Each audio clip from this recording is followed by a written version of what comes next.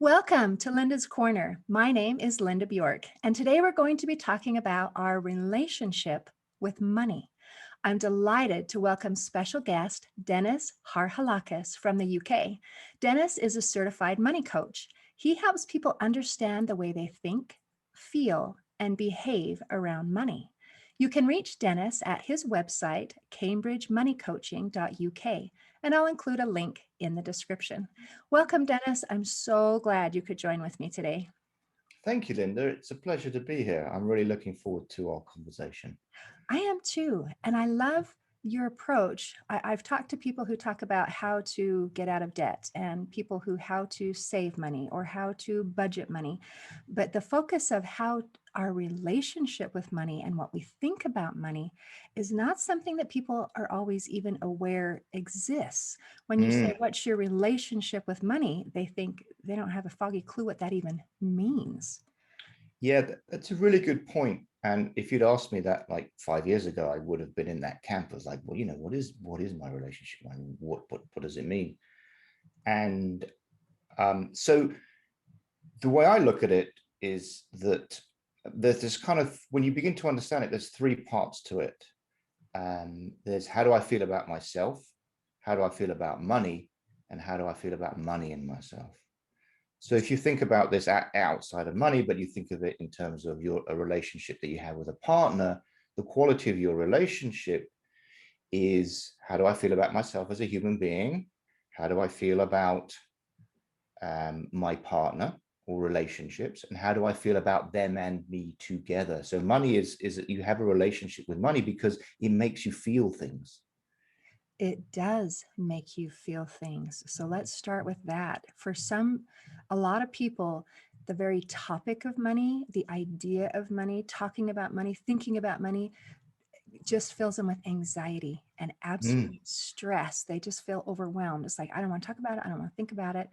Why is money so emotional? Why does it make us have so many negative emotions? Yeah. Well, I'd like to preface that just by talking about kind of why is it that we find this whole topic so hard? Why is finance, managing money, why is it so hard? And I think that will give you some clues as to why it brings up so many emotions for us. So I think the first thing to remember is that our brains are not wired for managing money. It may sound obvious, but actually that's the reality of it. In fact, our brains evolved over time for a number of purposes, but none of them are about managing money or even thinking. Our brains evolved to manage our metabolic budget, which is like running the body budget, energy in, energy out, and to keep us safe. And in fact, the way that they do that is basically trying to keep us away from danger. So it's very much a reactive state. In other words, I need to stay away from danger right now. The only future that makes any sense is the one I'm alive to see. So what that means is that we are alive, reactive, and predictive to immediate danger. Long-term thinking doesn't matter. You need to stay alive right now. That is how your brain is wired. So in that sense, it's about as opposite to long-term planning and thinking about money and budgeting and managing all of your finances as possible. So it's not just that our brains are not wired for money, they're wired for the opposite, which is instant gratification and staying alive. Those are very, very powerful instincts because they are core survival instincts, and that's what keeps a species alive. The second thing to understand with money is that generally no one ever shows you how to manage it. All of my clients, I ask them, anyone ever show you how to do this stuff? And they all say no. Now you can say, well, that's because that's why they ended up with a money coach. But I think if you ask most people, did your parents talk to you about money? Then the answer is no, they probably didn't. And in fact, it's not like there was an absence of guidance. There is a huge amount that they did and behaved around money that you've inherited as your subconscious inheritance. So parents at the one extreme or the worst extreme would go, we don't talk about money. It's rude, it's immoral, it's this, it's that. It's not a subject we talk about. So that sends very negative signals to an individual about money. So if we go back to how do I think about money? How do I think about money? and myself, and how do I think about myself, then how I think about money is I can't talk about it. How do I think about money and myself? If I'm thinking about it, there must be something wrong with me. Very, very negative messaging. Then there's a whole raft of subconscious messaging that we pick up in childhood, along with all of our other understandings around families, how parents talk to each other, how siblings talk to each other, how siblings interact with parents, how emotions are shared, what's safe, what's unsafe.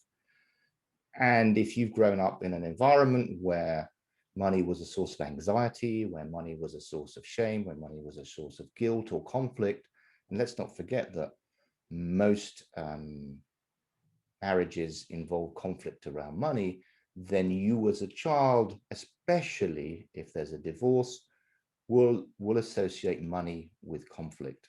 Or possibly if you have parents who disagree on spending versus saving, or just, in general around how to manage money, then there'll be conflict.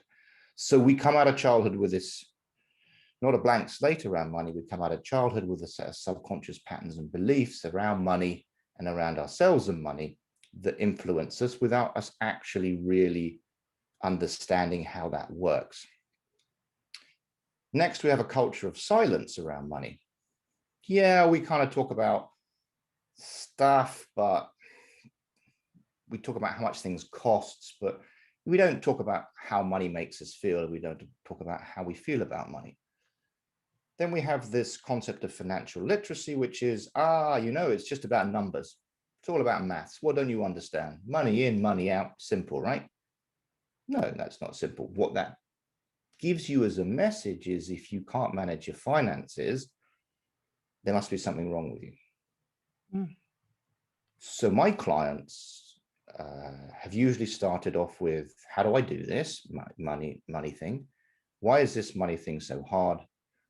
Why can't I do this? What's wrong with me? What's wrong with you is nothing. No one's ever shown you how to do this. It's really hard. It's not intuitive. Your brain's not wired for it. And money has become a core survival need. So threats to money, our incomes, our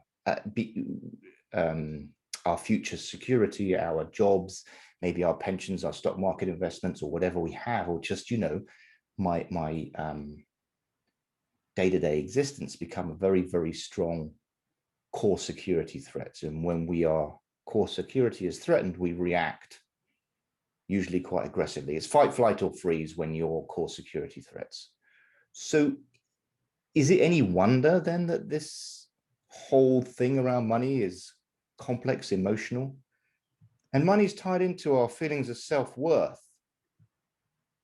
I was wondering when you So would much. do that, because that's another way that money, if we don't have it, then we're worthless, and we have to have it to prove our worth. There's a whole lot of Sure. issues that direction as well.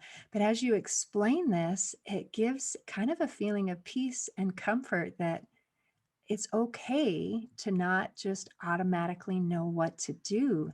There are real reasons why people don't know what to do, and how valuable it would be to have someone like you to walk through the process and to be able to explain, this is what you're feeling, this is where you've come from, and now this is where to go. So, Yeah. wow, thank you. Well, keep going. Teach us all of these things. I'm loving it. Does that resonate with you? Yes. Because I think this is unless we have these conversations, then we're all trapped in our own feelings of guilt and shame and inadequacy and scarcity around this area, which is not anybody's fault. It's not your fault. You are enough. You are good enough, all of us. But it's a complex thing. No one's shown you how. And so the first thing you need to start with is self-compassion. No one showed you how to do this. If your brain is wired to do the opposite of what makes sense for kind of, saving and planning, then it's no surprise if it goes wrong. That's why we have to teach kids about delayed gratification. We have to teach them about saving, because it's not natural. We're hardwired for instant gratification. We evolved, our bodies evolved to eat to find energy sources, rich energy sources like sugars and fats. They weren't lying around every time. We didn't have fridges, obviously, but the body evolved to go, oh, wait, a beehive or honey or something. I'm going to eat all of that now, right? I'm not going to like eat some of it and leave the rest for later. I'm going to eat all of it now, and my body is going to store the bits that I don't use. So we end up with this with bodies that evolved to convert excess fat and energy sources into fat that we keep on us, right? We carry our own like fridges on us, right? But we call them Own fridges, our love handles, huh? they call them love handles. That's right. And we wrestle with this, but actually your body's designed, your body evolved over hundreds of thousands of years to do this very thing. So, weight is not a question of calories in, calories out. It's so much, much, much deeper than that. And so have compassion for yourself around finances and recognize it's difficult. You're not wired to do it. No one showed you how to do it. And there's a lot of stuff out there about engaging with the financial system that's pretty scary. So when people, most people don't like to talk to financial advisors because like, I don't know, I don't want to feel ignorant. I don't want to feel like I'm being ripped off. No one, it's that thing with where the person you're talking to knows far, far more about the subject than you do. That can be intimidating. So sometimes, yeah, if it's a doctor, it's like, great, great. Thank you, doctor. In that circumstance, we don't mind it. But part of the thing with financial advisors is this feeling of inadequacy and this feeling of I may be ripped off, or I don't know whether, I should be able to do this stuff, but I don't, and it makes me scared. And then when people finally get around to kind of getting their financial affairs in order, it's usually as a result of some kind of event. Maybe, a worst case event would be a death or a divorce or some kind of, money event, or it could be inheritance, it could be a number of things. So then you have that conversation where the guy goes, well, if you told me this 5 years ago, we could have put something in place, but now we can't. So the whole experience of engaging with the financial system is scary for a lot of people. Engaging with their finances is scary. Engaging with the financial system is scary. But when you begin to understand that, and you understand how to feel good about yourself and good about yourself and money, then you move to a position of power, as your guest would, as Christian would say, or you move to a position of going, that's okay, I can do this, I can understand this. And that feels good. Sure. I love your comments. So many things. My brain is trying to wrap around everything. Just that anxiety and thinking that everything is about numbers and math. And I can imagine people even feeling like, I hated math in school, and I hate this, and I hate that, and I don't want to talk about this. But bringing in the emotional aspect and giving yourself that permission and that kindness and compassion with yourself, it gives Totally. an excellent starting point. So you can say, yeah, I can do this. You have to, because if you don't start with forgiveness, self-compassion, you don't get agency. So it's really hard to believe you can make good choices if you blame yourself for everything you've done without understanding that how it got, it wasn't really you that got you there in the first place. So our culture likes to tell us we have agency because that's wrapped up with our moral codes and religions and means we can punish people, right? You did this, you need to pay the price, right? And I'm totally okay with that. The problem is that it gives us guilt and shame about things that we think and do that are not the result of conscious cognitive processes. They're not the result of choices that we make. Nobody chooses to feel guilty about money. No one chooses to feel guilty or shame or anxiety anyway. These things just come up for us. So when you begin to understand that this was not a conscious choice of yours, you're not broken, there's nothing wrong with you just because you can't manage your finances. You can go, okay, now I can begin the learning process, and I'm not going to fall over when it goes wrong the first time. I can anticipate that it's going to, learning is not a linear process. I can anticipate that it's not going to go perfectly first time. And then I'm not going to blame myself for that and think, oh, I knew I could never do this. I was never any good with money. My dad was never good with money. We come from a family of gamblers and right? That's just the story you tell yourself. You change that story by starting with self-compassion and understanding that you weren't designed to do this. And that's okay, because it is hard, but with self-compassion and sharing this in a safe environment, people can guide you through. The thing that gets me about this work is that we have coaches, we have guides for everything that we want. You want to get better at yoga, you do yoga. You want to get better at golf, you have a golf coach. You want to get better at driving, you have a driving coach. You want to be a better executive of a boss, you have a coach. And the one thing that we all need to understand in our lives is how to be reasonably good with money. Why don't we have coaches for that? Why isn't that the thing they teach you? Yeah, that's right. But when I put it like that, doesn't it sound like really obvious? It does. It sounds really obvious. We have some things that we learn in school. We learn how to read, we learn how to write, we learn some basic math. But there are some things that our society, our culture, our whatever, we expect people to just pick up on from observing. And some of those things are like how to get along with other people, and those things of self-compassion, and things like money. That's another one that is just sort of, we're just supposed to magically absorb it and pick it up. Sure. By who we watch, by observing others. And like you said, in our families, sometimes that observation, it That's didn't what work parents are very for. well. That's And what when we're parents supposed to not talk about it, man, how do you learn anything?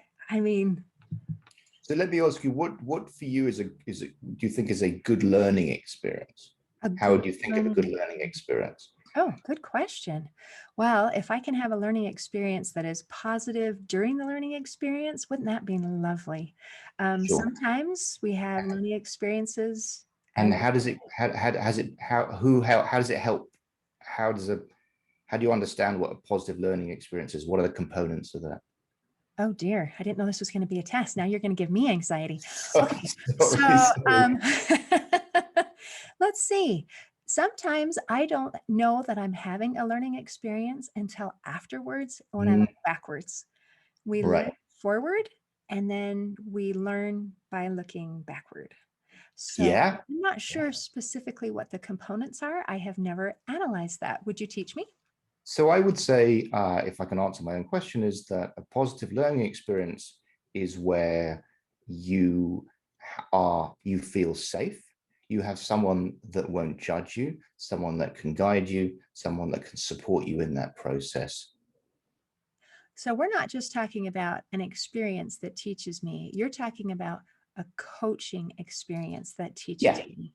I And am, I have but to distinguish just a teeny bit because we also learn from our experiences. But I have sure. to agree with you 100% that if I am going to ask someone to teach me, Mm, I want all those components. I want to feel safe. I want to yeah, feel like I am not judged. I want to feel like I am, that I'm okay where I am and that they can pull me up from there. right. So yes, thank you. Now that you've made that distinction, I think I'm on board with you. Keep going. So, yeah, thank you. Sorry, I wasn't clear on the whether it's a self-directed learning experience or a teaching, let's say a teaching, coaching, mentoring, counseling type of experience. So if we go back to maths and we say, okay, well, I never liked maths at school. What is that saying? Well, that's saying to me that I never felt safe in the maths classroom. What it's telling me is that the way I learned didn't gel with the way that the maths was taught. Maybe and so when I start to feel unsafe in the context of learning, then I start to disengage. I'm not going to stick my hand up in case I look like an idiot, or I'm going to stick my hand up in case the other guys laugh at me or the teacher throws something at me. I'm just going to disengage. And that learning experience becomes negative. So And we disengage from subjects, we disengage from things that make us feel bad about ourselves. So Absolutely. if your experience with money is not positive, you disengage from that, you stay away from it, you go, I'm not thinking about that, that's going to make me feel bad about myself, about my situation, about the things I did and the things I didn't do. And we retreat into this space of shame and guilt and denial. And it's really hard to break out of that. So I guess kind of to circle back to my question around, how do I learn? How do I feel safe learning? What is a positive learning experience? It's where somebody supports me, doesn't judge me, and guides me and corrects me. And we all know what that feels like when we've had positive teachers, either at school or in church or, in other areas of life, where someone just accepted you for who you were, where you were, and said, okay, let's move forward at whatever pace that we can. And we don't have that around money. No, no. Most financial analysts are very intimidating. And it's Sure, even the financial services industry is not orientated around that process of helping people engage with what could be a really scary process for them. And some of the worst practices, of course, of selling stuff to clients, as we all know, it's all documented. So in fact, a lot of the business models of the financial services industries are about selling things to people. Even, well, it's all about selling things to people, but even the kind of planning process is about, numbers, let's plug a number into my life cycle, cash flow generator. How much money do you need at 60, or how much money do you have now? Let's plug it into the machine. yes, Let's see how it goes, right? So, all about math. right, it comes back to numbers, right? Mm-hmm. Now we can talk about goals, we can talk about lifestyle and everything, but actually I think where you start with money when you engage with an individual, or you start with something, is what scares you about this? How do I make you feel safe? When you're sitting with me, how do I make you feel safe so you can talk to me about things that scare you? And then we're not prisoners of the things that scare us anymore. This idea is revolutionary. Dennis, this is amazing. I have Thank you. never heard anyone approach finances from that direction. And I think that is the way that it should be approached. It is eye opening, it is amazing. And what a benefit that would be to, I can't think of a single person that wouldn't benefit. Sure. Yeah. Incredible. So with this in mind, I mean, how would a parent teach a child? I mean, if it's okay to talk about money, if it's okay to open this dialogue, and it's something that isn't taught, what could we do to kind of help ourselves and to also help the next generation?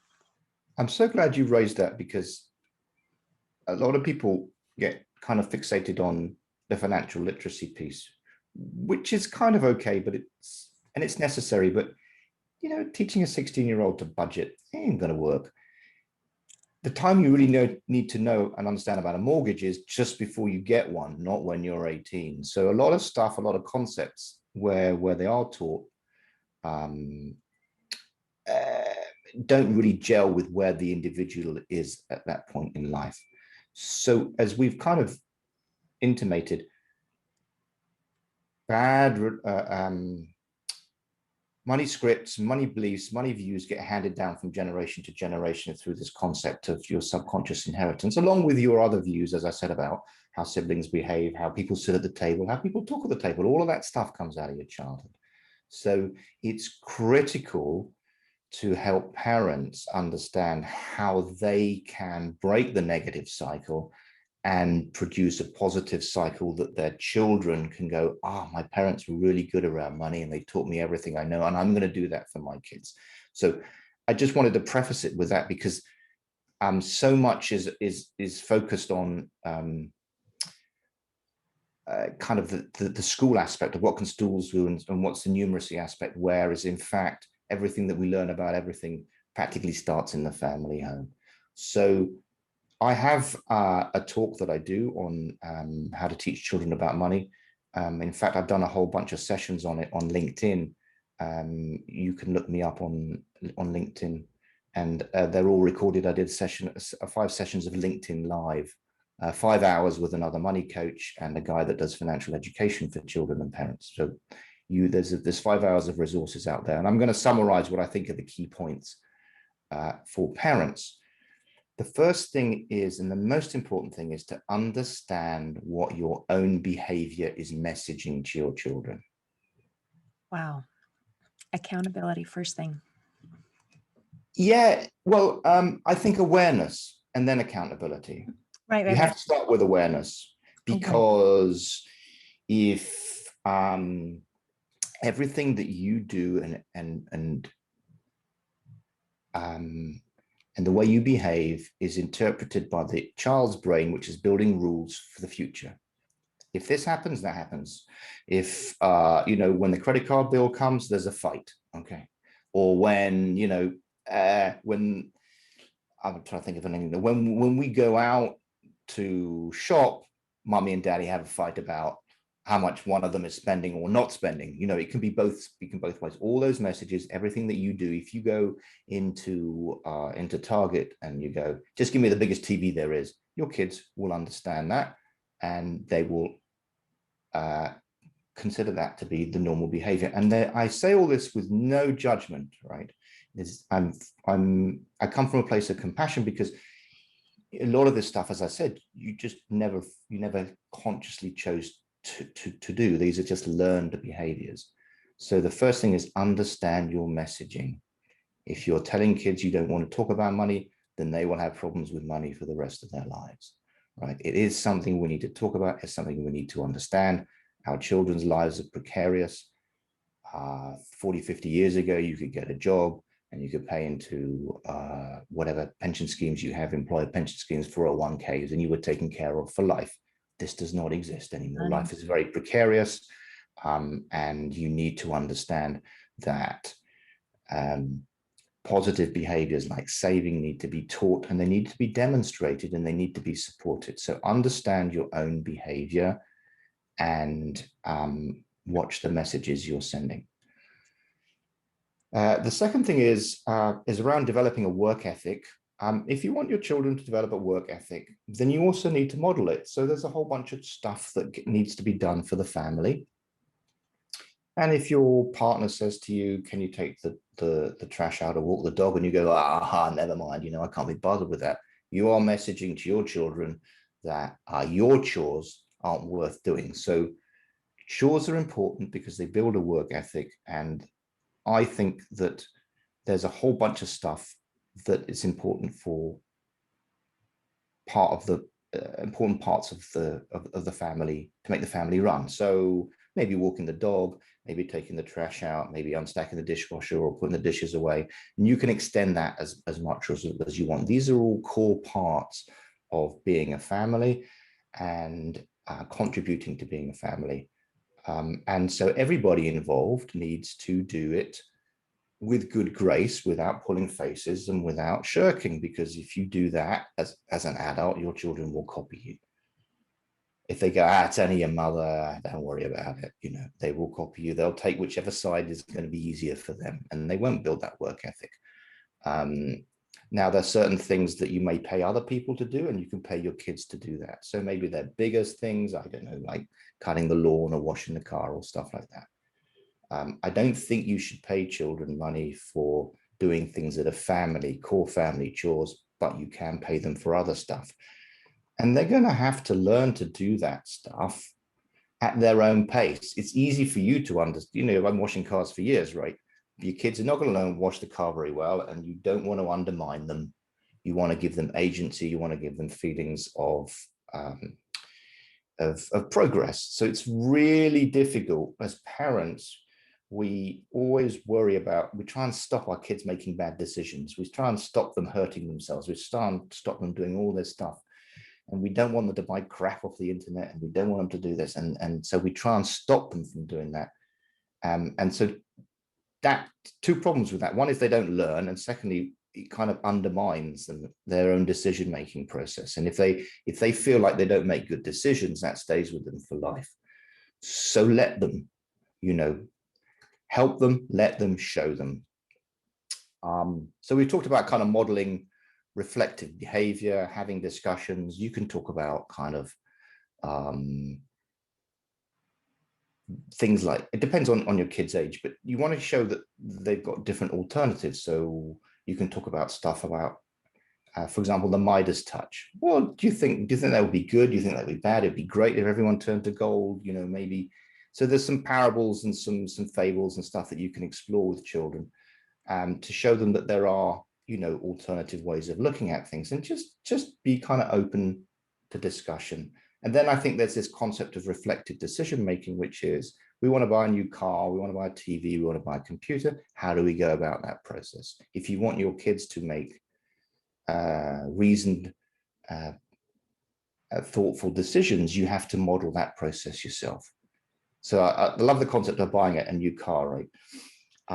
Now your kids don't know anything about cars necessarily, but you can get them to do the research. What do we need to know? Well, how many seats does it have? What color do we want it? What size do we want it?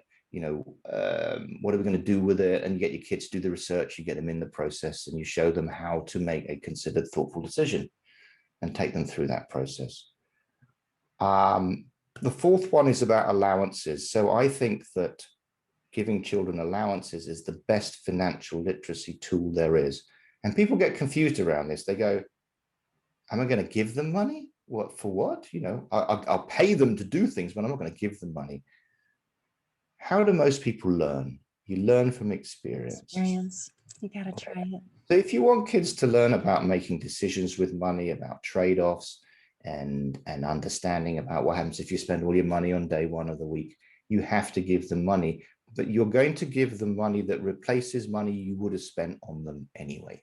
So you can take a month's worth of expenses, and depending on the age of the kid, you can say, right, I'm not going to buy you candies anymore. Here is $5 to go and buy your own candies. I'm not going to buy you candies anymore. Here's your $5. Now, the important thing to do with that is make sure they save 20% of it, and then you can build a savings habit. And you say, okay, here's 4 $1 coins, and the fifth dollar is that right? You don't make sure you can give them an amount to save, and then depending on the age, you either set up a bank account, but you give them a saving thing, and you explain why they're going to save it, and then you reward the saving, because bank accounts don't pay any interest, piggy banks don't pay any interest. So then you start a process of like, if you can save $10, I'll give you $1 extra. And you show them that saving can be a rewarding process, because what you need them to do to build kind of long-term stability is to save over their lives and put it away and let the stock market build their wealth for them. The other thing that you're teaching them is that when you have, $4 or whatever that thing is, you can make your own decisions and you live with the consequences. You can't do that when you're 18. They can't send, or 19 and send them to college and go, right, now you need to learn about budgeting. They have to have had that lived experience through their youth to make the mistakes that they're going to make and go, oh, maybe that wasn't so great. So my kids have all had an allowance for things that they wanted to do. And they've used some of that allowance to buy like $40 drones off the internet. Well, they only did it once because it was, it was a piece of rubbish. Okay. How can I teach them that? I can't say don't buy a $40 drone off the internet, it's rubbish, because they probably wouldn't believe me. And if I did, I'm just setting them up to make a bigger mistake later on in life. Exactly. The consequences that are small are the place to learn before it gets to be a big problem. Right. And then you can support them in that. You can go, how did that drone work out for you? Okay, what are the learnings here? Not judgmental, not like I told you so. It's really hard to learn something when someone's saying, I told you so, and you were right I was right and you were wrong all alone. So that comes back to, don't undermine their decisions. Just look at that as part of the learning process. And then have open money conversations. So when your kid comes home and goes, how much money do we have in the bank? Or what's our house worth? Or what does daddy earn? Or what does mummy earn? Or whatever. And you're going, ooh, right? What have I just done there? When I'm going, what's my message? Stress. Ah, don't talk about it. This is terrible. This is bad. Be Right. afraid. So these are questions that are normal to ask, right? Kids, we want our kids to be curious. We want them to know things. We can't go, oh, you can ask anything. Except Not about, A, B, C, not D, except E. anything to do with money or savings or anything like that. So the answer to that question is always, that's a really interesting question. What made you ask that? Oh, thank you. That gives a quick answer. Okay. Every time. That's a really interesting question. What made you ask that? So there's two things here that are really important. One is we want to reward kids for asking questions. School teaches them that the smart guy is the one with the answer. The guy with the questions is the guy that hasn't got it, or the one that's going to keep the school. So Right. school rewards people with, they don't reward them for being curious and asking questions. Not really, right? So asking questions is important, and it's brilliant, and it's natural. So ask questions, and ask questions about money as well. That's also okay. It's okay to ask questions about money. And then the second thing is get some context. So if the kids have just had a financial literacy lesson, it's reasonable to ask that question. If one of your kids, their dad has just lost their work and they're worried about money, again, it's a reasonable question to ask. So if you're shutting the question down by going, oh no, we don't talk about that, or I'll talk about it later, or not in front of your, not in front of your sister, whatever, what your messaging is that it's bad to talk about money, and it isn't. You're reminding that the core is to talk about that compassion and also the relationship and the where you're coming from rather than having it go straight back to the numbers. Yeah, That's really smart. yeah, and get the context for it, and then go, okay, so again, people are uncomfortable with saying how much they earn. And that may be because of judgment, maybe also because they might actually be bad with money, and that, it's challenging for them. So I get that. It's not easy. No one likes to go, I'm this, right? So part of this, so part of getting context is understanding what it exactly is the child wants to ask. So if you are comfortable saying, listen, I earn, whatever, $60,000 a year, but out of that, I have to pay taxes. I have to pay, the local taxes, the state taxes, and you go through a whole list of things. You don't have to baffle them with numbers, but you can take this as an opportunity to go, yeah, you think that's a huge amount of money, but actually, when I go through it amongst all the taxes I have to pay, and then this is what it costs us to run the house, and you can then turn that into a much broader discussion around money and the uses of money. So it's a learning opportunity to do that. You transformed it from a moment of terror into this beautiful learning opportunity with that one question. That was Yeah, beautiful. it is. It's beautiful. That's a really interesting question. It's a really great question. Why did you ask that? What prompted that? Where did that come from? Oh, that is so excellent. And that makes a person feel safe to ask a question. Yeah, And that allows parents to be able to continue to teach rather yeah. than shutting themselves off from their children as a mentor and as a coach for life. I love that you've picked up on that. Never quite realized that connection between the safety, because if you don't feel safe, you don't feel safe to ask questions. And then people will go like, I'm not going to get shouted at if I ask about money. Then I'm going to, then Don't what do is this that. money thing, right? I'm not going to go near it, right? And then I'm not going to ask my friends, and I'm not going to know, because because it's always produced a bad reaction when I've had to do it before. Obviously, you have to pick your moments, right? Don't go in the middle of a family row and do this. But we want to reward our children for being curious, for asking questions, for being interested. And what gets in the way is our own fear. It always starts with us, where we are, where our feelings are about money, and all of our feelings just about ourselves. Right. And it's okay.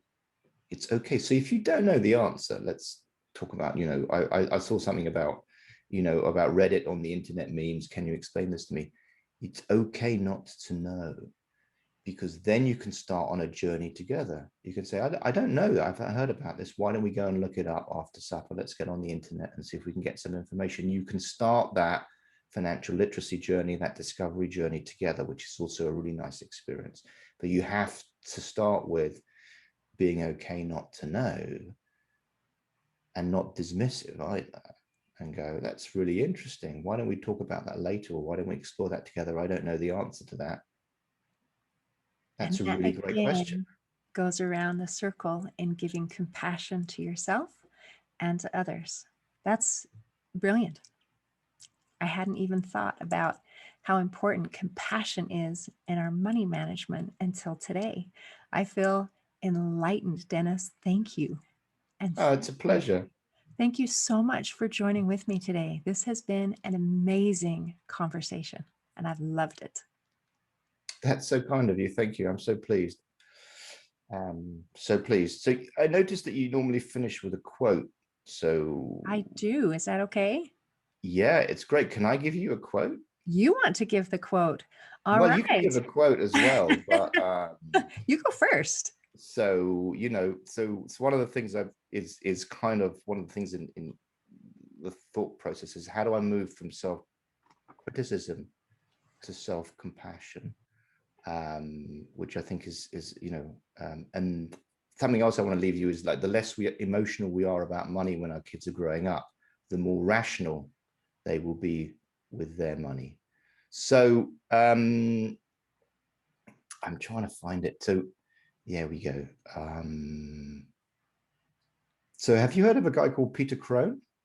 Peter Crone. It's not popping in my head.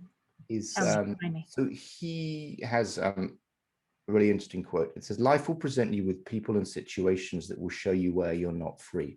And this comes right back to what you were saying with Christian and the other week. Accept yourself as who you are, where you are, and simultaneously get clear on what it is you're dedicated to creating beyond that. That is fantastic. Now I got to say that I like your quote better than the one that I prepared, but I'm going to share it anyway. Thank So, you. in closing, I'd like to share a quote by Laurene Powell Jobs, a businesswoman, philanthropist, billionaire, and widow of Steve Jobs. She said, "My relationship with money is that it is a tool to be self-sufficient, but it's not something that is a part of who I am." Today, I invite you to examine your relationship with money and see if perhaps you need to make up and decide to be friends. See you next time on Linda's Corner.